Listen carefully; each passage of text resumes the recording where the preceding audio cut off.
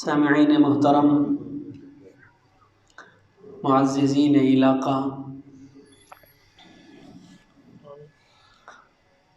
آج کا ہمارا عنوان ہے کہ حضور صلی اللہ علیہ وسلم اور صحابہ نے اس دین کی خاطر کتنی تکلیفیں اٹھائی ہیں۔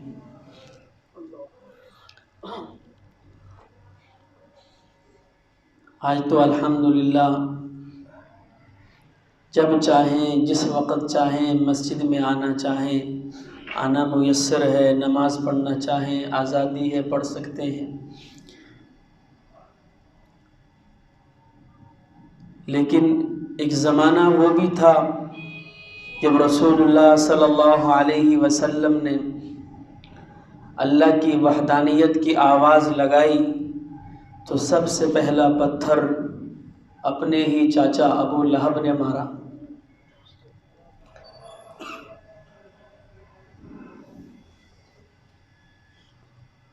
یعنی اللہ رب العزت کی وحدانیت کو بیان کرنا انتہائی ہی مشکل کام تھا۔ رشتہ داروں نے مارا، گھر والوں نے ساتھ چھوڑ دیا، پھر جو لوگ رسول اللہ صلی اللہ علیہ وسلم پر ایمان لائے، صحابہ رضوان اللہ تعالی علیہم اجمعین، انہیں طرح طرح سے ستایا گیا۔ یہ دین ہم تک بڑی قربانیوں سے پہنچا ہے، لیکن ہم تک پہنچ کر بڑا سستا ہو گیا۔ ہم نے اسے بڑا ہی سستا سمجھ لیا ہے، یتیم ہو گیا ہے ہمارے پاس آ کر۔ لیکن کبھی سوچیں کہ اس دین کی خاطر اللہ اور اس کے رسول صلی اللہ علیہ وسلم نے، بلکہ رسول اللہ صلی اللہ علیہ وسلم اور صحابہ رضوان اللہ تعالی علیہم اجمعین نے کس قدر تکلیفیں برداشت کی ہیں۔ کھلے کھلم نماز پڑھنا مشکل ہے، کلمے کی آواز بلند کرنا مشکل ہے، بلند کی جاتی ہیں تو رشتہ دار مارتے ہیں۔ حضور صلی اللہ علیہ وسلم کے متعلق ایک صحابی فرماتے میں ابھی مسلمان نہیں ہوا تھا کہ میں نے دیکھا کہ ایک نوجوان، خوبصورت نوجوان ہے، بازار میں آتا ہے صبح سویرے، وحدانیت کی آواز بلند کرتا کرتا کرتا شام پڑ گئی۔ شام کے وقت کیا ہوا کہ ایک آیا، اس نے گریبان سے پکڑا، دوسرے نے دھکا مارا، یہ صلہ ملتا ہے۔ کلمے کی آواز بلند کرتے ہیں تو رشتہ دار سجدے کی حالت میں کمر پر اوجڑی رکھ دیتے ہیں، یہ صلہ دیا جا رہا ہے۔ وحدانیت کی آواز بلند کی جاتی ہے تو ایک بوڑھیا جس کا کوئی سہارا نہیں ہے، بے سہارا ہو کر اتنی ظالم ہے کہ رسول اللہ صلی اللہ علیہ وسلم پر روزانہ کوڑا پھینک رہی ہے۔ آپ گلیوں سے گزرتے ہیں تو وہ عورت روزانہ کوڑا پھینکتی ہے۔ کیوں؟ اس کا قصور کیا ہے؟ اسی کو تو تم امین کہا کرتے تھے، صادق کہا کرتے تھے، سردار ماننے کو تیار تھے، فیصلے کروایا کرتے تھے، کعبۃ اللہ میں پتھر رکھوانے کے لیے تیار تھے، ہر طرح سے عزت دیا کرتے تھے، پھر قصور کیا ہے اس شخص کا؟ سرداری مانگ رہا ہے، پیسے مانگ رہا ہے، کیا مانگ رہا ہے تم سے؟ کچھ نہیں مانگ رہا، یہی کہہ رہا ہے لا الہ الا اللہ پڑھ لو، تم جہنم سے بچ کے جنت میں جانے والے ہو۔ اور اسی کا یہ صلہ دیا جا رہا ہے کہ وہی لوگ ان پر ظلم و ستم کر رہے ہیں۔ طائف کے اندر حضور صلی اللہ علیہ وسلم جب مکہ والوں سے مایوس ہوئے تو طائف چل پڑے کہ شاید طائف والے میری بات مان جائے، کلمہ پڑھ لیں، تو جو یہ چند مسلمان ہیں جنہوں نے کلمہ پڑھا ہوا ہے ان کو کچھ قوت اور کچھ سہارا مل جائے۔ گئے سرداروں کے پاس، گئے کلمے کی دعوت دی تو ان لوگوں نے بجائے ماننے کے انکار کر دیا، اور انکار کے بعد جو عرب کا دستور تھا کہ مہمان کی مہمان نوازی کی جاتی تھی، وہ لوگ اس کو بھی بھول گئے اور پیچھے بچے لگا دیے اور کہا کہ اس شخص کو پتھروں سے مارو، اور پتھروں سے مارا، اتنا مارا کہ جسم لہو لہان ہو گیا، ایڑیوں پہ پتھر مارے، وہ خون جو چپل پہنے ہوئے تھے اس کے ساتھ چپکنے لگا۔ تو غلام ساتھ تھا، انہوں نے رسول اللہ صلی اللہ علیہ وسلم پتھر کھا کھا کر جب بے ہوش ہوئے تو کندھے پہ اٹھایا اور بھاگتا ہوا ایک باغ کے اندر پہنچ گیا۔ تو یہ حالت جب ہوش میں آئے تو جبریل امین پہنچ گئے، یا رسول اللہ صلی اللہ علیہ وسلم اجازت لے کر آیا ہوں، اللہ نے بھیجا ہے، حکم دیجئے ان بستی والوں کو تباہ و برباد کر دیں۔ کہا نہیں جبریل، مجھے اللہ سے امید ہے کہ اگر یہ لوگ ایمان نہ لائے تو ان کی نسل میں ضرور کوئی نہ کوئی ایمان لائے گا۔ انہیں مارا جاتا ہے وہ دعائیں دے رہے ہیں، انہیں بھوکھا رکھا جاتا ہے وہ انہی کی خیر خواہی میں لگے ہوئے ہیں۔ یہ دین بڑی ہی قربانیوں سے آیا ہے، بھوک برداشت کی، پیاس برداشت کی، تکلیف برداشت کی، رشتہ داروں سے ناطا توڑ دیا گیا، مکہ سے نکال دیا گیا، مکہ والے جان کے دشمن بن گئے، اپنے ہی قبیلے والے جان کے دشمن بن گئے، ہجرت کر کے مدینہ چلے گئے۔ ابو بکر ایمان لے آئے، اب ابو بکر رضی اللہ عنہ ایمان لائے تو انہوں نے بھی باہر جا کر کلمے کی صدا بلند کی۔ صلہ کیا ملا کہ مکے والوں نے اتنا مارا کہ بے ہوش ہو گئے، رشتہ دار اٹھا کر گھر لے آئے، اندیشہ تھا کہ شاید ابو بکر زندہ نہ رہے، اس قدر مار پڑ گئی۔ اب قبیلے رشتہ دار گھر والے کھڑے ہیں، رشتہ دار کھڑے ہیں، ابو بکر بے ہوش ہیں۔ جیسے ہی ہوش آیا تو پہلا لفظ جو زبان پہ آیا کہ رسول اللہ صلی اللہ علیہ وسلم کا کیا حال ہے۔ رشتہ دار بھی ابھی مشرک تھے تو وہ ناراض ہو کر چلے گئے کہ جس شخص کی خاطر اتنی تکلیف دی گئی اب بھی ہوش میں آتے اس کا نام لے رہا ہے۔ ماں نے کہا بیٹا کچھ کھا لے، کہا اماں تب تک نہیں کھاؤں گا جب تک رسول اللہ صلی اللہ علیہ وسلم کا حال نہ پوچھ لوں۔ تو حضرت عمر کی بہن حضرت اسماء رضی اللہ عنہا مسلمان ہو چکی تھی، وہ آئی اور کہا کہ رسول اللہ صلی اللہ علیہ وسلم ٹھیک ہیں اور ایک انصاری کے گھر میں ہیں، فرمایا جب تک اپنی آنکھوں سے نہ دیکھ لوں تب تک میں کچھ نہیں کھاؤں گا۔ تو ایک جو بازو تھا وہ اماں کے مونڈے پہ رکھا اور ایک حضرت اسماء کا سہارا لیا اور رسول اللہ صلی اللہ علیہ وسلم کے پاس پہنچ گئے، اور جب آمنا سامنا ہوا تو ایک دوسرے سے لپٹ کر رونے لگے۔ کیا تھا، کیوں تکلیف دی گئی، کیوں ستایا گیا؟ اس وجہ سے کہ تم لا الہ الا اللہ کی صدا کیوں بلند کرتے ہو؟ اور کوئی دشمنی نہیں تھی، ایک ہی رشتہ دار تھے، ایک ہی خاندان تھا، ایک ہی قبیلہ تھا۔ کوئی چاچا کا بیٹا ہے تو مقابلے میں دشمن چاچا کا بیٹا بنا ہوا ہے، بھائی کے مقابلے میں بھائی دشمن بنا ہوا ہے، باپ کے مقابلے میں بیٹا دشمن بنا ہوا ہے۔ وجہ کیا ہے؟ وجہ یہ ہے کہ یہ لا الہ الا اللہ کی صدا بلند کرتے ہیں اور انہی کی خیر خواہی چاہتے ہیں کہ یہ لوگ جہنم سے بچ کے جنت میں جانے والے ہو جائیں، اور وہ لوگ اس بات کو نہیں سمجھ رہے تھے، وہ ان کو تکلیف دیا کرتے تھے، ستایا کرتے تھے، لیکن صحابہ کو ایسی محبت تھی رسول اللہ صلی اللہ علیہ وسلم سے کہ اپنا مال، اپنی جان، اپنا سب کچھ قربان کر دیا۔ جب کلمہ پڑھا تو پھر پیچھے نہ ہٹے، نہ باپ کا خیال کیا، نہ بیٹوں کا خیال کیا، نہ بھائیوں کا خیال کیا۔ ام حبیبہ رضی اللہ عنہا یہ رسول اللہ صلی اللہ علیہ وسلم کی اہلیہ تھی، ابو سفیان جو سردار تھا اس کی بیٹی تھی، حضرت امیر معاویہ رضی اللہ عنہ کی بہن تھی۔ یہ حضور صلی اللہ علیہ وسلم کے نکاح میں آئی۔ اب باپ ملنے آیا بیٹی سے، ابھی مسلمان نہیں ہوا، مشرک ہے، بیٹی کے گھر بیٹی سے ملنے آیا۔ جب حضور صلی اللہ علیہ وسلم کے حجرے میں تشریف لایا تو بستر بچھا ہوا تھا اللہ کے رسول کا۔ جیسے ہی اس پر بیٹھنے لگا تو بیٹی نے فوراً رسول اللہ صلی اللہ علیہ وسلم کا بستر گول کیا اور سائڈ پہ رکھ دیا۔ تو باپ کو بڑی حیرانگی ہوئی، کہنے لگا بیٹی میں اس بستر کے قابل نہیں ہوں، یا یہ بستر میرے قابل نہیں تھا اس لیے اٹھا دیا۔ فرمایا ابا ناراض نہ ہونا، یہ میرے پاک پیغمبر صلی اللہ علیہ وسلم کا بستر ہے، اور تو ایک مشرک ہے، میں یہ گوارا نہیں کر سکتی کہ میں اپنے پاک نبی کے بستر پر کسی مشرک کو بٹھا دوں۔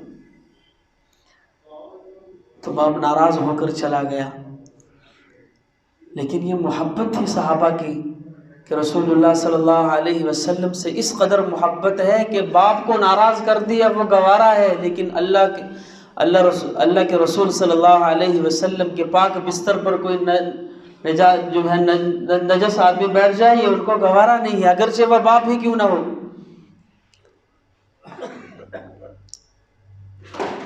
صحابہ نے حضور صلی اللہ علیہ وسلم نے اس دین کی خاطر بڑی تکلیفیں برداشت کی، مال جان سب کچھ قربان کیا ہے۔ ہم ان کی زندگی کا مطالعہ کریں، دیکھیں کہ صحابہ نے یہ دین جو ہم تک پہنچا ہے، یہ ایک ایک سنتیں جو رسول اللہ صلی اللہ علیہ وسلم کی ہم تک پہنچی ہے، اس کے پیچھے ان لوگوں کی کتنی قربانیاں تھیں۔ حضرت خبیب رضی اللہ عنہ صحابی ہیں، انہیں مکہ والوں نے گرفتار کر لیا۔ اب یہ مسلمان ہو چکے تھے، ان کے ہاتھ چڑھے، انہوں نے پکڑ لیا، اور پکڑنے کے بعد اب انہیں سولی پہ چڑھانے لگے تو میدان کے اندر لے کے آئے، تمام کفار جمع ہیں، اور ان سے کہا گیا کہ خبیب کوئی آخری خواہش ہے تو بتا دو۔ خبیب رضی اللہ عنہ کہنے لگے ہاں ایک خواہش ہے، اگر تم مان لو میں 2 رکعت نفل پڑھنا چاہتا ہوں، کہ میں اس پھندے پہ چڑھنے سے قبل 2 رکعت نفل پڑھنا چاہتا ہوں، اگر تم اجازت دو۔ تو انہوں نے کہا ضرور اجازت دیں گے، اجازت دے دی گئی۔ خبیب رضی اللہ عنہ نے جلدی سے نماز پڑھی اور سلام پھیرا، اور پھیرنے کے بعد کہنے لگے دل تو نہیں چاہ رہا تھا کہ نماز ختم کر دوں، دل چاہ رہا تھا کہ اور پڑھ لوں، اور جلدی اس لیے ختم کی کہ تم یہ نہ سمجھ لو کہ رسول اللہ صلی اللہ علیہ وسلم کا غلام موت سے ڈر گیا اس لیے نماز لمبی کر دی۔ اب سولی پہ چڑھانے لگے ہیں تو ایک کافر آیا، اس نے آ کر کہا کہ خبیب اتنا کہہ دے کہ تیری جگہ محمد الرسول اللہ ہوتے ہم تجھے چھوڑ دیں گے۔ آج صرف اتنا کہہ دے کہ تیری جگہ جناب محمد الرسول اللہ صلی اللہ علیہ وسلم ہوتے اور تو اپنے گھر میں آرام سے اپنے بچوں کے ساتھ بیٹھا ہوا ہوتا، تجھے رہا کر دیں گے، تیرے لیے کوئی سزا نہیں ہے۔ تو وہ کہنے لگا میرے ایمان کا سودا کرنا چاہتے ہو؟ فرمایا مجھے تو یہ بھی گوارا نہیں ہے کہ اللہ کے رسول جہاں بیٹھے ہوئے ہیں وہاں ان کے پاؤں کے اندر ایک کانٹا چھپ جائے، تم یہاں میری جگہ پہ رسول اللہ صلی اللہ علیہ وسلم کی بات کرتے ہو۔ تو انہیں جب سولی پہ چڑھایا گیا اور نیچے سے ان کافروں نے نیزے مارے تو مرتے وقت کہنے لگے اللہ میرا سلام اپنے حبیب تک پہنچا دینا۔ یہاں انہیں سولی پہ چڑھایا گیا، وہاں جبریل امین پہنچ گئے، اللہ کے رسول صلی اللہ علیہ وسلم خبیب آپ پر سلام پیش کرتا ہے کہ انہیں مشرکین نے اللہ کے رسول شہید کر دیا ہے۔ یہ قربانیاں، یہ جان دینا، یہ جان کا نذرانہ پیش کرنا، یہ کیوں تھا؟ کیوں دی گئی یہ جانیں؟ کیوں اپنا سب کچھ لٹایا گیا؟ کیوں سب کچھ قربان کر دیا گیا؟ تاکہ یہ کلمہ بلند ہو جائے اور یہ دین آنے والی تمام انسانیت تک پہنچ جائے۔ اس خاطر ان لوگوں نے اپنا سب کچھ قربان کر دیا۔ ابو بصیر رضی اللہ عنہ جب صلح حدیبیہ کے موقع پر اللہ کے رسول صلی اللہ علیہ وسلم نے ان کے ساتھ بات چیت کی تو اس میں ایک شق یہ بھی طے ہوئی کہ مکہ سے جو لوگ بھاگ کر آئیں گے، مسلمان ہو کر مدینہ پہنچیں گے، اللہ کے رسول آپ کو وہ لوگ واپس کرنا ہوں گے، اور جو مدینہ سے آئیں گے وہ ہم واپس نہیں کریں گے۔ اللہ کے رسول صلی اللہ علیہ وسلم نے مان لی۔ ہوا ایسا کہ اب یہ شق جب طے ہوئی، حضور صلی اللہ علیہ وسلم واپس مدینہ چلے گئے تو ابو بصیر رضی اللہ عنہ مسلمان ہو گئے مکہ میں۔ اہل و عیال نے مارا، تکلیفیں دی، برداشت کرتے رہے، پاؤں کے اندر بھیڑیاں ڈال دی، برداشت کرتے رہے۔ ایک دن موقع ملا، بھیڑیاں کھولی اور وہاں سے نکل گئے بغیر سواری کے، کبھی کسی کے ساتھ بیٹھ گئے، کبھی پیدل چل دیے، چلتے چلتے پاؤں زخمی ہے اور بھوک پیاس برداشت کرتے کرتے مدینہ کے اندر پہنچ گئے۔ اب رسول اللہ صلی اللہ علیہ وسلم کے سامنے آئے اور اپنا قصہ بیان کر رہے ہیں، اتنے میں ہی 2 آدمی ان کو لینے مکہ سے پہنچ گئے کہ اللہ کے رسول آپ نے وعدہ کیا تھا کہ جو بھی آدمی مکہ سے آئے گا آپ کو واپس کرنا ہوگا، یہ ابو بصیر مکہ سے بھاگ کر آیا ہے، لہٰذا آپ اس کو ہمارے حوالے کیجیے۔ اب ایک طرف ابو بصیر کی تکلیفیں ہیں، مہینوں کا سفر ہے، پاؤں زخمی ہے، بھوک برداشت کی ہے، پیاس برداشت کی ہے، تکلیف برداشت کی ہے، اور ادھر رسول اللہ صلی اللہ علیہ وسلم نے وعدہ کیا ہوا ہے، اور ادھر وہ لوگ لینے آ گئے ہیں۔ تو ابو بصیر رضی اللہ عنہ نے یوں رسول اللہ صلی اللہ علیہ وسلم کی طرف دیکھا، تو اللہ کے رسول نے کہا ابو بصیر جانا تو پڑے گا، میں نے وعدہ کیا ہے۔ کہنے لگا اللہ کے رسول بڑی تکلیفیں برداشت کر کے آیا ہوں، اللہ کے رسول بڑی مشکل سے آیا ہوں، بڑے ظلم و ستم برداشت کر کے آیا ہوں۔ لیکن اللہ کے رسول نے کہا ابو بصیر میں نے وعدہ کیا ہوا ہے، تمہیں جانا تو پڑے گا۔ 2 آدمی لینے آئے ہیں، تمام مدینہ کے مسلمان کھڑے ہیں، لیکن کوئی کچھ نہیں کہہ سکتا، کیونکہ رسول اللہ صلی اللہ علیہ وسلم نے وعدہ کیا تھا کہ جو بھی مسلمان بھاگ کر آئے گا انہیں واپس کیا جائے گا۔ تو ابو بصیر کو ان کے حوالے کیا گیا، اور ابو بصیر مدینہ سے نکل رہے ہیں اور پلٹ پلٹ کر دیکھ رہے ہیں۔ کیا کیفیت ہوگی اس وقت مسلمانوں کی، اور کیا کیفیت ہوگی ابو بصیر کی کہ جنہوں نے دین کی خاطر اتنی تکلیفیں برداشت کی اور سب قربانیاں دے کر مدینہ آئے، پھر ان کو کفار کے حوالے کیا جا رہا ہے۔ جب مدینہ سے اوجل ہو گئے، رسول اللہ صلی اللہ علیہ وسلم کی نظروں سے اوجل ہو گئے، تو اللہ کے رسول نے دیکھا کہ ابو بصیر غائب ہو گئے، تو زمین پر بیٹھ گئے، رونے لگ پڑے، فرمایا اے اللہ ابو بصیر پر رحم فرما، اے اللہ ابو بصیر کی مدد فرما۔ ابو بصیر رضی اللہ عنہ نے جیسے ہی مدینہ کو پار کیا، مدینہ سے دور گئے، تو ان میں سے ایک سے کہا یہ تیری تلوار بڑی عمدہ ہے، ذرا دکھاؤ تو صحیح۔ وہ بھی جوش میں آ گیا، اس نے کہا ہاں یہ بڑی عمدہ تلوار ہے، اس سے میں نے بڑے بڑوں کو مارا ہے۔ جیسے ہی تلوار لی، ایک کا سر قلم کر دیا، فرمایا وعدہ تو اللہ کے رسول نے کیا تھا، میں نے تو نہیں کیا تھا۔ ایک کا سر قلم کر دیا اور دوسرا بھاگ گیا، نکل گیا۔ تو سوچنے لگے مکہ جاتا ہوں تو وہ لوگ مار دیں گے، مدینہ جاتا ہوں تو اللہ کے رسول قبول نہیں کریں گے۔ ایک جنگل کے اندر چلے گئے، الائس نام کا جنگل تھا، یہ دریا کے کنارے پڑتا تھا، وہیں بسیرا کر لیا۔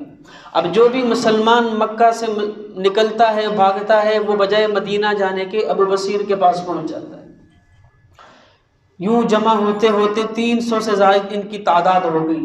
اب جو قافلہ مکہ والے تو مسلمانوں کے قافلے لوٹتے تھے، اب جو مکہ کا قافلہ مشرکین کا تجارت کے لیے جاتا ہے، اسی راستے جاتا ہے، یہ لوگ پکڑ کر لوٹ لیتے ہیں۔ تو مکہ والے بھی تنگ آ گئے کہ یہ شق طے کر کے ہم نے غلطی کر دی ہے۔ اور جب یہ مدینہ سے نکل رہے تھے، ابو بصیر کو حوالے کیا گیا تھا، اس وقت اللہ کے رسول نے ایک بات کہی تھی، ابو بصیر میرا پیغام تم تک ضرور پہنچے گا، ابھی چلے جاؤ۔ یہ بات ان کو یاد تھی کہ اللہ کے رسول صلی اللہ علیہ وسلم کا پیغام پہنچے گا، بلاوا ضرور آئے گا، کیونکہ میرے رسول صلی اللہ علیہ وسلم نے میرے ساتھ وعدہ کیا ہوا۔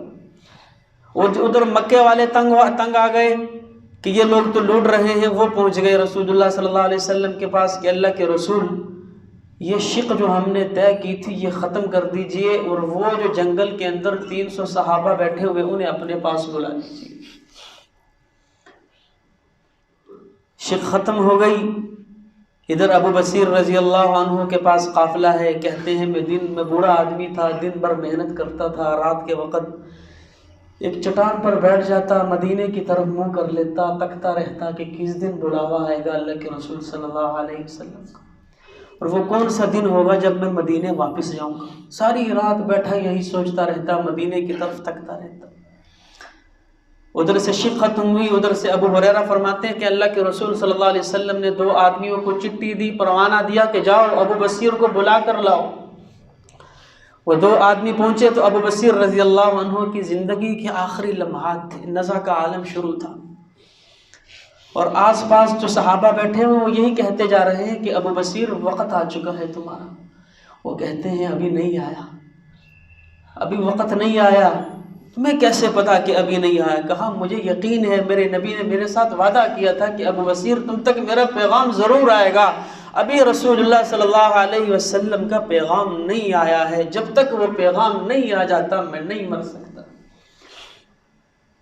اتنے میں 2 صحابہ رقعہ لے کر پہنچ گئے کہ ابو بصیر تمہیں رسول اللہ صلی اللہ علیہ وسلم نے بلایا ہے، آؤ چلے۔ نزا کا عالم ہے، رقعے کو پکڑا، کبھی چومتے ہیں، کبھی سینے سے لگاتے ہیں، کبھی سر پہ رکھتے ہیں اور بلند بلند آواز میں کہہ رہے ہیں، ارے او میرے دوستوں، میں نے کہا تھا نا کہ اللہ کے رسول کا کیا ہوا وعدہ سچا ہے، دیکھو اللہ کے رسول نے پیغام بھیج دیا۔ جب پیغام پڑھا تو بلند آواز سے لا الہ الا اللہ محمد الرسول اللہ پڑھتے جان پرواز کر گئے۔ یہ صحابہ کی تکلیفیں ہیں، یہ صحابہ کی قربانیاں ہیں، صحابہ کی مشقتیں ہیں جو ان لوگوں نے دین کی خاطر برداشت کی ہیں، ہم تک یہ دین پہنچایا ہے۔ حضرت حسان بن ثابت فرماتے ہیں، میں ابھی مسلمان نہیں ہوا تھا، میں مدینہ کا رہائشی تھا، میں مکہ آیا تو میں نے مکہ کے اندر دیکھا کہ کچھ لوگوں نے کھجور کے بنی ہوئی رسی میں ایک کالے آدمی کو باندھا ہوا ہے اور مدینہ کی گلیوں میں گھسیٹ رہے ہیں، اور وہ احد احد کی صدا بلند کر رہا ہے۔ وہ کون تھے؟ وہ سیدنا بلال حبشی رضی اللہ عنہ تھے کہ مسلمان ہوئے۔ اب عتبہ، امیہ، بڑے بڑے سردار آ گئے کہ بلال ہم تیرے آقا ہیں، یہ غلام تھے ان کے، ہم تیرے آقا ہیں، سردار ہیں، قبیلے کے سردار ہیں، ہم سردار ہو کر ایمان نہیں لائے، تو ہمارا غلام ہو کر ایمان لے آیا، ہماری تو ناک کٹ گئی، چھوڑ دے کلمہ، تجھے تکلیف دینا چھوڑ دیں گے۔ بلال احد احد کی صدا بلند کرتے تھے۔ اب دن بھر ان کو گرم زمین پر لٹایا جاتا، اوپر سینے پہ بڑا پتھر رکھ دیتے کہ یہ تکلیف برداشت کرتا رہے۔ رات کے وقت ان کو کوئلوں پر لٹا دیا جاتا، اور وہ جو گرم کوئلے، ابلتے ہوئے کوئلے، وہ ان کی جسم کی چربی سے بجھ جاتے۔ دن رات یہ تکلیف، کبھی بچوں کے حوالے کر دیا جاتا، رسی ڈال دی جاتی گردن میں کہ اس کو مکہ کی گلیوں میں گھسیٹو۔ وہ لوگ حضرت بلال حبشی رضی اللہ عنہ کو مکہ کی گلیوں میں گھسیٹتے پھرتے، لیکن وہ ایک ہی ایک صدا ہے، احد احد کی صدا بلند کر رہے ہیں۔ ابوبکر رضی اللہ عنہ کا وہاں سے گزر ہوا، مشورہ دیا، فرمایا بلال تم یہ احد احد کی صدا دل میں کہہ لیا کرو، اونچی آواز سے کیوں کہتے ہو؟ جب تم اونچا پڑھتے ہو تو یہ لوگ تمہیں تکلیف دیتے ہیں، دل میں کہہ لیا کرو۔ فرمایا ابوبکر کیسی بات کرتے ہو؟ جب بازار جاتے ہو، وہاں سے مٹی کا برتن خریدتے ہو، تم اس کو 2-4 دفعہ یوں لگاتے ہو، ضرب لگاتے ہو، اس کی آواز دیکھتے ہو کہیں کچا ہے یا پکا ہے۔ ایک برتن خریدتے وقت تم اس کی آواز چیک کرتے ہو، یہ برتن اندر سے کچا ہے یا پکا ہے۔ مجھے بھی میرا اللہ خریدنے سے پہلے چیک کر رہا ہے میرا بلال کس قدر پکا ہے۔ ابوبکر میں احد احد کی صدا سے باز نہیں آ سکتا، وہ تکلیف دیتے رہے، یہ صدا بلند کرتے رہے، تو حضرت ابوبکر رضی اللہ عنہ نے ان کو خرید کر آزاد کر دیا۔ پھر رتبہ کیا ملا، مقام کیا ملا، اللہ کے رسول اللہ صلی اللہ علیہ وسلم کے دربار کے مؤذن بنے۔ جہاں حضور جاتے ہیں وہاں بلال ساتھ جاتے ہیں، جہاں نماز کا وقت آتا ہے وہاں بلال اذان دیتے ہیں۔ حضور صلی اللہ علیہ وسلم کو کسی چیز کی ضرورت پڑتی ہے، مہمان آتے ہیں تو بلال جاتا ہے، پاس ہے تو لے آتا ہے، نہیں ہے تو ادھار کر کے آ جاتا ہے۔ قربانیاں دی، تکلیفیں برداشت کی، صلہ کیا ملا؟ اللہ کے رسول صلی اللہ علیہ وسلم نے فرمایا بلال، جب حضور صلی اللہ علیہ وسلم معراج پہ گئے، واپس آئے تو تمام صحابہ بیٹھے ہوئے ہیں، آپ نے حضرت بلال کو بلایا، فرمایا بلال ادھر آؤ، تم ایسا کون سا عمل کرتے ہو کہ میں وہاں جنت میں گیا، میں نے تیرے قدموں کی آہٹ وہاں جنت میں سنی۔ میں نے جبریل سے پوچھا، جبریل یہ قدموں کی آہٹ کس کی ہے؟ فرمایا یا رسول اللہ یہ آپ کے غلام بلال کی ہے۔ میں نے کہا وہ تو مدینہ کے اندر ہے، کہا ہاں ایسا ہی ہے، وہ چلتا مدینہ کی گلیوں میں ہے، قدموں کی آہٹ اللہ جنت والوں کو سناتے ہیں۔ آپ علیہ السلام سحری فرما رہے، بلال آ گئے، یا رسول اللہ، مؤذن تھے، ساتھ میں حضرت علی رضی اللہ عنہ بیٹھے ہوئے، ایک اور صحابی ساتھ میں بیٹھے ہوئے تھے۔ فرمایا یا رسول اللہ میں اذان دینے لگا ہوں، لگتا ہے وقت ختم ہو چکا ہے، آپ کھانا پینا بند کر دیجیے۔ گئے، سوچا کہ شاید میں دیکھا ہوں اللہ کے رسول کھا رہے ہیں یا ختم کر دیا، آئے تو اللہ کے رسول کھا رہے تھے۔ فرمایا اللہ کے رسول مجھے لگتا ہے کہ وقت ختم ہو چکا ہے، آپ کھانا پینا بند کر دیجیے۔ تیسری دفعہ دیکھا کہ اب یقین ہو گیا، لگتا ہے وقت ختم ہو چکا، پھر آئے اللہ کے رسول کھا رہے، کہا اللہ کے رسول اللہ کی قسم وقت ختم ہو چکا ہے، آپ کھانا پینا بند کر دیجیے۔ حضور علیہ السلام کے ہاتھ میں لقمہ تھا، منہ کی طرف لے جا رہے تھے، فوراً رکھ دیا اور فرمایا بلال وقت اب بھی باقی تھا، تیری قسم کی وجہ سے اللہ نے وقت ہی ختم کر دیا۔ یہ محبت کا صلہ ملا جو رسول اللہ صلی اللہ علیہ وسلم کے ساتھ کر گئے۔ جب رسول اللہ صلی اللہ علیہ وسلم کا وصال ہوا، آپ علیہ السلام ابھی نزع کے عالم میں تھے لیکن طبیعت کچھ ٹھیک تھی۔ ابو بکر رضی اللہ عنہ آئے، مل کر گئے، ملنے کے بعد باہر کسی کام سے گئے، اتنے میں رسول اللہ صلی اللہ علیہ وسلم کا انتقال ہوا۔ تو ایک بچہ دوڑتا ہوا مدینہ کی گلیوں میں آواز لگا رہا ہے کہ اللہ کے رسول چھوڑ کر چلے گئے، اللہ کے رسول چھوڑ کے چلے گئے۔ سامنے سے ابو بکر رضی اللہ عنہ آ رہے تھے، انہوں نے بلایا، وہ بچہ اونچی اونچی آواز سے رو بھی رہا ہے۔ فرمایا بیٹا کیوں رو رہے ہو؟ کہا لگتا ہے ابو بکر تجھے خبر نہیں ہے کہ آج تیری بیٹی بیوہ ہو چکی ہے، محمد الرسول اللہ ہمیں چھوڑ کر چلے گئے۔ تو دوڑتے ہوئے آئے، اللہ کے رسول صلی اللہ علیہ وسلم پر صحابہ نے چادر دے دی تھی، اللہ کے رسول صلی اللہ علیہ وسلم جنازے کے اندر پڑے ہوئے تھے، تو یوں آ کر ماتھے کے اوپر بوسہ دیا ابو بکر رضی اللہ عنہ نے، فرمایا یا رسول اللہ ہر جگہ ساتھ لے کر گئے ہیں، مکہ سے نکلے ساتھ لے کر گئے، مدینہ ہجرت کی ساتھ لے کر گئے، اور سور میں گئے ساتھ لے کر گئے، جس سفر پہ گئے ساتھ لے کر گئے، اللہ کے رسول آج یہاں تنہا چھوڑ دیا۔ یہ کہتے ہوئے رو پڑے۔ 2 دن جنازہ ہوا، جنازے کے بعد صحابہ غم کے عالم میں ڈوبے ہوئے ہیں، عمر رضی اللہ عنہ بے ساختہ ہو گئے ہیں، ہوش و حواس ساتھ چھوڑ چکی ہے، تلوار نکال کر کھڑے ہیں، جو کہے گا محمد الرسول اللہ چلے گئے ہیں میں گردن کاٹ دوں گا۔ ابھی 2 دن ہی ہوئے حضور صلی اللہ علیہ وسلم کو دفنائے ہوئے کہ بلال آ گئے اور آ کر کہنے لگے ابو بکر ایک بات پوچھنا چاہتا ہوں۔ کہا پوچھو، ضرور پوچھو، کیا پوچھنا چاہتے ہو؟ کہا پوچھنا یہ چاہتا ہوں کہ جب آپ نے مجھے خریدا تھا تو مجھے آزاد کر دیا تھا یا اب بھی آپ کا غلام ہوں؟ کہا بلال کیسی بات کرتے ہو، اللہ کے رسول صلی اللہ علیہ وسلم کا صدمہ ابھی دور نہیں ہوا، ابھی ہم اس غم میں ڈوبے ہیں، آپ ایک اور غم دینا چاہتے ہو، کیا کہنا کیا چاہتے ہو؟ کہا مجھے بتاؤ تو صحیح کہ میں اب بھی آپ کا غلام ہوں یا آپ نے مجھے آزاد کر دیا؟ فرمایا بلال کیسی بات کرتے ہو، تم تب بھی آزاد تھے، آج بھی آزاد ہو، آئندہ بھی آزاد ہو، تمہیں غلام کیسے بنا سکتا ہوں، تم تو ہمارے سردار ہو۔ کہا بلال ابو بکر اگر میں آزاد ہوں تو پھر مجھے اجازت دیجیے، میں یہاں سے جانا چاہتا ہوں۔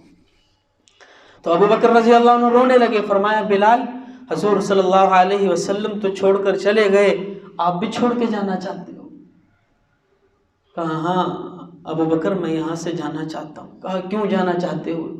رسول اللہ کے شہر کو چھوڑ کر جانا چاہتے ہو، رسول اللہ صلی اللہ علیہ وسلم کے در دیوار کو چھوڑ کے جانا چاہتے ہو، آپ علیہ السلام کی اس مسجد کو چھوڑ کے جانا چاہتے ہو، اس آبادی کو چھوڑ کے جانا چاہتے ہو، قبر مبارک کو چھوڑ کے جانا چاہتے ہو؟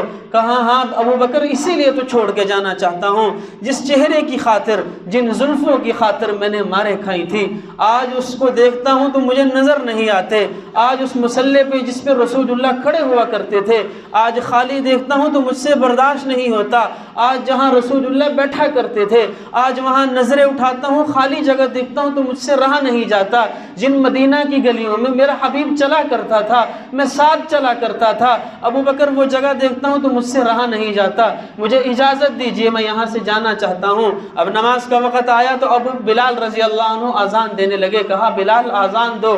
اذان دینے کے لیے انصاریہ کے گھر پر چڑھے تو اذان دینا شروع کی، اللہ اکبر اللہ اکبر۔ جب اشہد ان محمد الرسول اللہ پر پہنچے تو بلال بے ہوش ہو کر گر پڑے، کیونکہ ان کی عادت تھی کہ اشہد ان محمد الرسول اللہ جب بھی کہا کرتے تھے تو یہ اشارہ رسول اللہ صلی اللہ علیہ وسلم کی طرف کیا کرتے تھے۔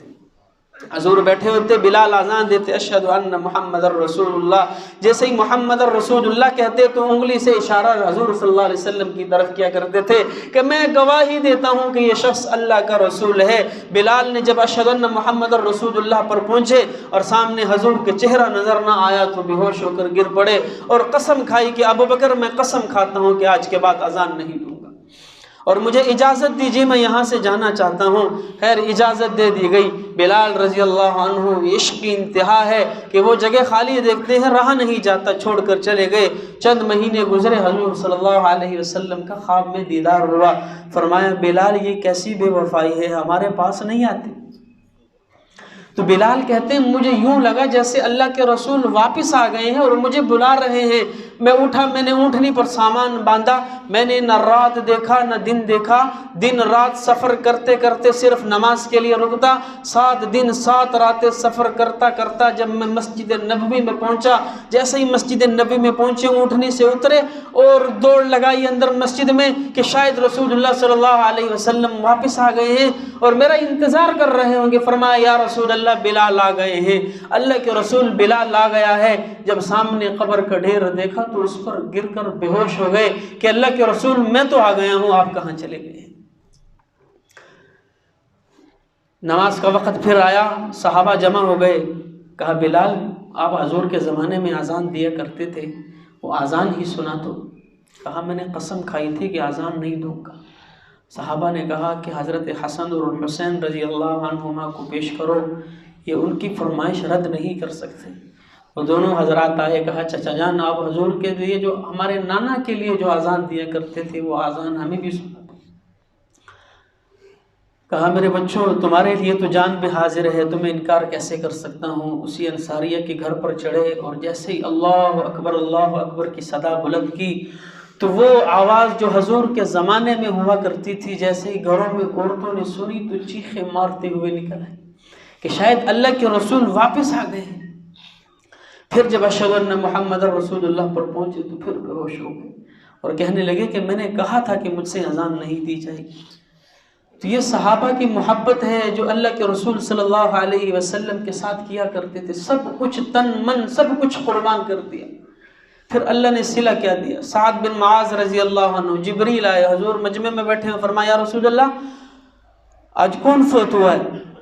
کہا جبریل خیر تو ہے؟ کہا ہاں اللہ کے رسول آج عرش خوشی سے جھوم رہا ہے، آج اوپر تیاریاں ہو رہی ہے، آپ کے صحابہ میں کون فوت ہوا ہے؟ تو حضور نے کہا سعد بن معاذ بیمار تھے، اور یہ سن کر فوراً ان کے گھر دوڑ لگائی۔ جب پہنچے تو وہ سعد کا پتہ چلا کہ سعد بن معاذ تو فوت ہو گئے۔ اللہ کی جس کمرے میں وہ ان کو رکھا گیا تھا، اللہ کے رسول جب اس کمرے میں داخل ہونے لگے تو یوں پاؤں اٹھا کر بچا کر جگہ، جسے انسان بڑے مجمع کو چیرتا ہوا آتا ہے تو کبھی دائیں پاؤں رکھتا ہے کبھی بائیں پاؤں رکھتا ہے، تو وہاں جاتے جاتے حضور سرانے کے قریب بیٹھ گئے۔ صحابہ نے کہا یا رسول اللہ کمرے میں تو کوئی بھی نہیں ہے، آپ پھر ایسے کیوں ہے جیسے کوئی انسان مجمع کو چیرتا ہوا آتا ہے؟ فرمایا جو میں دیکھ رہا ہوں وہ تم نہیں دیکھ رہے، یہاں کمرہ جو ہے وہ فرشتوں سے بھرا پڑا ہے۔ میں نے بھی جگہ، ایک فرشتے نے اپنا پر پیچھے کیا تو مجھے بیٹھنے کی جگہ ملی۔ اور جب ان کا جنازہ اٹھایا گیا تو صحابہ نے کہا یا رسول اللہ سعد کا جو وزن تھا، یہ لمبے اور موٹے آدمی تھے لیکن جنازہ بڑا ہلکا، کہنے لگے یا رسول اللہ ان کا تو بڑا وزن تھا، جنازہ اتنا ہلکا کیوں ہے؟ فرمایا تمہیں کیا لگتا ہے یہ جنازہ تم نے اٹھایا ہوا ہے؟ یہ تو فرشتوں کے کندھوں میں جا رہا ہے۔ یہ صلہ ملا پھر اللہ رب العزت کی طرف سے، رضی اللہ عنہم ورضوا عنہ، اللہ کہہ رہے ہیں فَإِنْ آمَنُوا بِمِثْلِ مَا آمَنْتُمْ، ایمان لاؤ جیسے حضور کے صحابہ ایمان لائے تھے، ایسا ایمان لاؤ۔ آمنوا کما آمن الناس، صحابہ کی طرح ایمان لاؤ کہ جیسے قربانیاں صحابہ نے دیے پھر اللہ نے صلہ بھی ویسے ہی دیا۔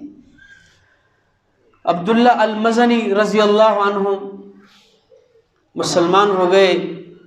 کہتے ہیں میرے والد، میں جب چھوٹا تھا میرے والد دنیا سے چلے گئے، چاچا نے پرورش کی ہوئی تھی، میں مسلمان ہوا، ماں کے پاس گیا کہ اماں میں مدینہ جانا چاہتا ہوں، مجھ سے یہاں اور نہیں رہا جائے گا، میں حضور کے دربار میں پہنچنا چاہتا ہوں۔ کہاں چاچا سے اجازت لے لیں۔ چاچا کے پاس گیا، چاچا جو ہے وہ حضور سے بڑی سخت نفرت کرتا تھا، مشرک تھا۔ میں نے کہا چاچا مجھے اجازت دے دیجئے، میں مدینہ جانا چاہتا ہوں۔ کہا ٹھیک ہے چلے جاؤ، لیکن جو کچھ تمہیں دے رکھا ہے سب میرا ہے، وہ سب چھوڑ کر جاؤ۔ کہتے ہیں میں نے جیب میں جو کچھ تھا سارا کچھ نکال کے رکھ دیا۔ تو وہ جلال میں آ کر کہنے لگا یہ کپڑے بھی تو میں نے دیے ہوئے، یہ بھی اتارو۔ تو کہتے ہیں میرے کپڑے بھی سارے اتروا دیے۔ ایسے ہی ننگا والدہ کے پاس چلا گیا، کہا اماں جب پیدا ہوا تھا تب بھی تو نے کپڑے دیے۔ آج پھر ننگا ہو گیا ہوں، آج کپڑے دے دیں۔ تو ماں نے اپنا جوڑا دیا، عورتوں والا لباس پہن کر مدینہ آ گئے۔ مدینہ پہنچے تو اللہ کے رسول صلی اللہ علیہ وسلم نے ایمان تو لا چکے تھے، کہتے ہیں مدینہ کے اندر جو عزت مجھے دی جاتی تھی مجھے نہیں لگتا تھا کہ وہ عزت کسی اور کو دی جاتی تھی، اس قدر احترام کیا جاتا تھا میرا، کیونکہ بڑی تکلیفیں برداشت کر کے آئے تھے۔ ایک دن کہنے لگے کہ میں مسجد نبوی میں آیا تو اللہ کے رسول نے منع کیا ہوا تھا کہ جب کوئی نماز پڑھ رہا ہو یا سویا ہو اس کے قریب بیٹھ کر اونچی آواز سے کوئی ذکر نہ کرے کہ اس کی نماز میں خلل نہ آئے۔ کہنے لگے میں وجد میں آ کے اونچی اونچی ذکر کرنے لگا تو عمر رضی اللہ عنہ نے مجھے ڈانٹ دیا۔ کبھی مجھے کسی نے ڈانٹا نہیں تھا تو مجھے بڑا صدمہ پہنچا، میں مسجد کے ایک کونے میں بیٹھ کر رونے لگا۔ تو اللہ کے رسول صلی اللہ علیہ وسلم آئے، فرمایا عبداللہ کدھر ہے؟ تو عبداللہ بیٹھا رو رہا تھا کہ عبداللہ کیا ہوا؟ کہا کچھ نہیں یا رسول اللہ۔ کہا بتاؤ تو صحیح ہوا کیا ہے؟ کہا اللہ کے رسول صلی اللہ علیہ وسلم بس عمر رضی اللہ عنہ نے ڈانٹ دیا۔ فرمایا عمر کو بلا کے لاؤ، کیوں ڈانٹا ہے؟ کہا اللہ کے رسول نہیں، غلطی بھی میری تھی، آپ نے منع کیا ہوا تھا کہ کوئی اونچی آواز سے ذکر نہ کرے، تو یہ نماز پڑھ رہے تھے میں اونچی آواز سے ذکر کر رہا تھا، میری غلطی پہ مجھے ڈانٹا، اس میں عمر کا قصور نہیں ہے۔ فرمایا پھر بھی عمر کو بلا کر لاؤ۔ عمر کو بلا کر لایا گیا۔ کہا عمر یہ میرے عبداللہ کو آج کے بعد کوئی نہ ڈانٹے، میرے عبداللہ کو آج کے بعد کوئی نہ ڈانٹے، یہ جو کرتا ہے اس کو کرنے دیا کرو، تمہیں پتہ ہے یہ میرے لیے کتنی تکلیفیں برداشت کر کے آیا ہے۔ صحابہ فرماتے ہیں پھر حضرت عبداللہ کا جب انتقال ہوا تو ابوبکر اور عمر رضی اللہ عنہ، کیونکہ ترتیب یہ تھی کہ قبر کے اندر قریبی رشتہ دار اتارا کرتے تھے اور مدینہ کے اندر ان کا کوئی قریبی رشتہ دار نہیں تھا، تو عمر اور ابوبکر رضی اللہ عنہ فرماتے ہیں ہم نے قبر میں اتارنا چاہا، لیکن جب ہم نے دیکھا کہ اللہ کے رسول ہم سے پہلے قبر میں اترے ہو اور اپنے ہاتھوں سے اللہ کے رسول نے انہیں قبر میں اتارا اور اتار کر کہنے لگے اللہ میں آج شام تک عبداللہ سے راضی تھا، تو بھی اس سے راضی ہو جائے۔ یہ صلہ ملا پھر محبت کا، یہ صلہ ملا قربانیاں دی اللہ کے رسول صلی اللہ علیہ وسلم کی خاطر، دین کی خاطر تکلیفیں برداشت کی، سب کچھ تن من سب کچھ قربان کر دیا ان لوگوں نے۔ سعد رضی اللہ عنہ یہ ایک کالے رنگ کا نوجوان تھا، شکل بھی کوئی خوبصورت نہیں تھی، 6 ماہ ہوئے تھے ان کو مسلمان ہوئے۔ اللہ کے رسول صلی اللہ علیہ وسلم یوں مجمع لگا کر بیٹھے، یہ دروازے میں آ کر کھڑا ہو گیا، مسجد نبوی کے دروازے میں کھڑا ہوا اور بلند آواز سے کہنے لگا اللہ کے رسول کسی کا کالا رنگ اور اس کی بدصورتی اس کو جنت میں جانے سے روک سکتی ہے؟ سوال کس انداز سے کیا کہ اللہ کے رسول کسی کا کالا رنگ اور اس کی بدصورتی اس کو جنت میں جانے سے روک سکتی ہے؟ فرمایا نہیں، خدا کی قسم اگر وہ اللہ پر اور اس کے رسول پر ایمان رکھتا ہو تو قطعاً اس کا کالا رنگ اور اس کی بدصورتی اس کو جنت میں جانے سے نہیں روک سکتی۔ فرمایا یا رسول اللہ جب جنت جیسی جگہ پر جانے سے نہیں روکا جائے گا تو پھر کیا بات پیش آ گئی ہے کہ 6 ماہ ہو گئے ہیں میں مسلمان ہوا ہوں، جس گھر پہ جاتا ہوں جس دروازے پہ جاتا ہوں مجھے کوئی رشتہ نہیں دے رہا، میں شادی کرنا چاہتا ہوں، نکاح کرنا چاہتا ہوں، مجھے ہر دروازے سے انکار کر دیا جاتا ہے۔ اللہ کے رسول صلی اللہ علیہ وسلم کو بڑا صدمہ پہنچا، فرمایا فلاں صحابی کدھر ہے؟ اور صحابی جو تھے وہ مجمع میں نہیں تھے، آیا رسول اللہ جو آیا نہیں ہے، کہا سعد جاؤ اس کے دروازے پر جا کر دستک دو اور کہنا کہ محمد الرسول اللہ نے بھیجا ہے، اپنی بیٹی کا نکاح کر دے تیرے ساتھ۔ یہ خوشی خوشی دروازے پر پہنچے۔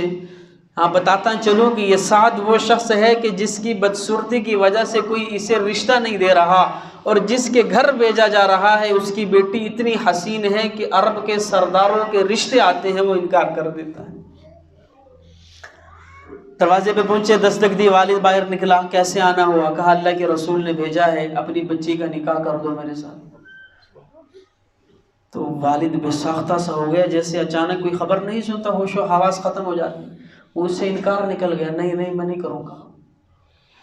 واپس چلے آئے رسول اللہ صلی اللہ علیہ وسلم کے پاس، اندر سے یہ گفتگو بیٹی نے سن لی، کہا ابا جان آپ کو معلوم بھی ہے آپ نے کس کو رد کیا ہے، کس کو ٹھکرایا ہے؟ آپ نے سعد کو نہیں بلکہ یہ تو اللہ کے رسول کا قاصد بن کے آیا تھا، آپ نے تو رسول اللہ کے فیصلے کو رد کر دیا، اس کو ٹھکرایا ہے، کیسی بات کرتے؟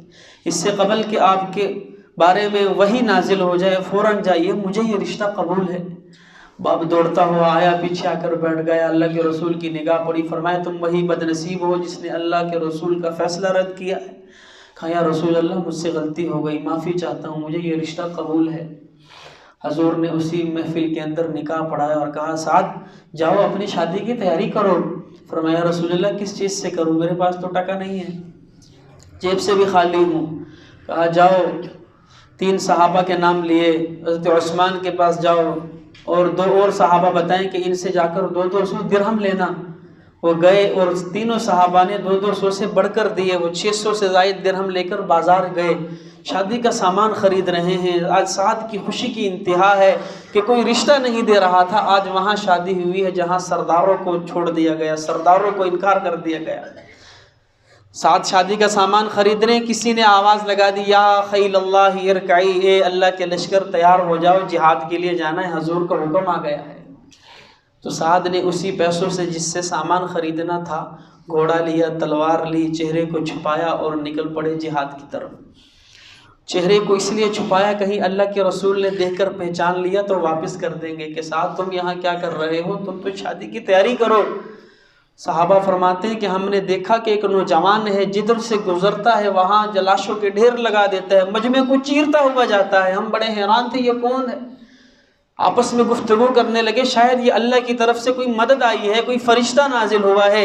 اتنے میں ایک تیر آیا، سعد کے گھوڑے کو لگا، جیسے ہی گھوڑا گرا سعد بھی گر گئے، اور سعد کے گرتے ہی آستین اوپر ہوئی تو کالا بازو نظر آ گیا۔ حضور کی نگاہ پڑی، فرمایا سعد، کہا یا حکم یا رسول اللہ، کہا تم یہاں کیا کر رہے ہو، تمہیں تو منع کیا تھا، شادی کی تیاری کے لیے بھیجا تھا۔ کہا اللہ کے رسول، آواز لگی میں بھی آ گیا، اور لڑتے لڑتے سعد شہید ہو گیا۔ حضور کو حکم دیا، حضور کو کہا گیا رسول اللہ آپ کا غلام سعد شہید ہو چکا ہے۔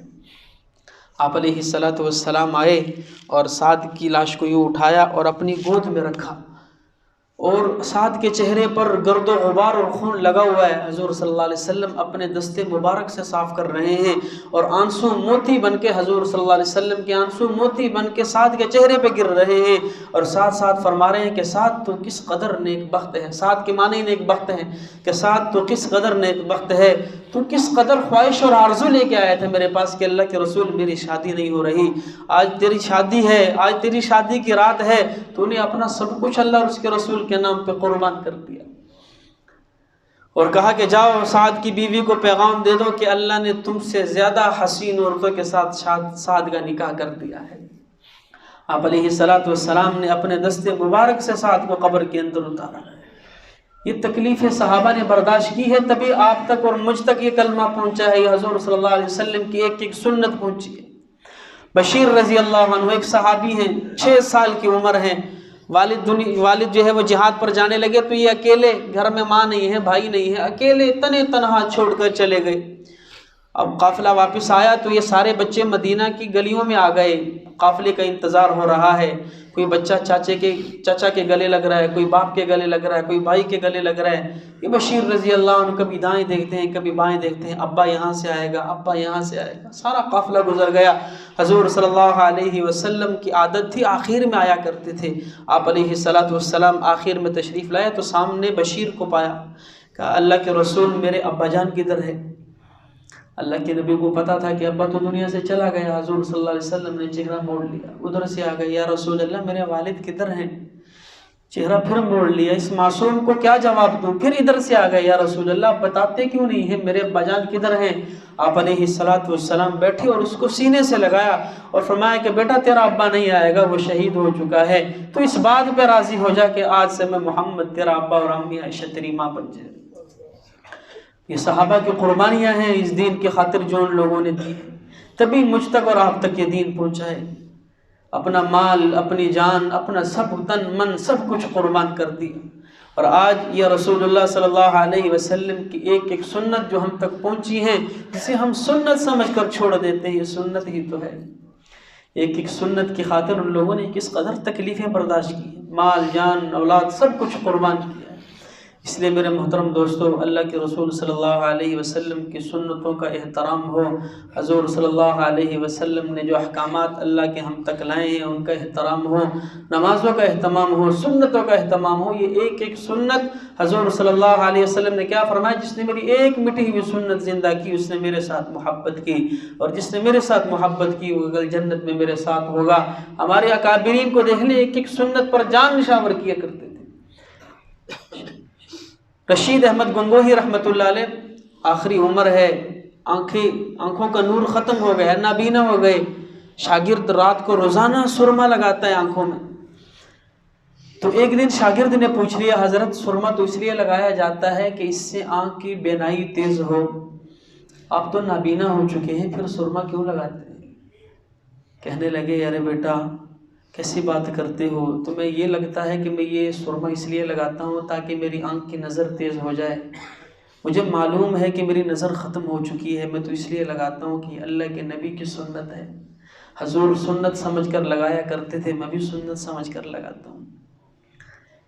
شیخ الہند رحمۃ اللہ علیہ رات کو وتر کے بعد نفل بیٹھ کر پڑھا کرتے تھے۔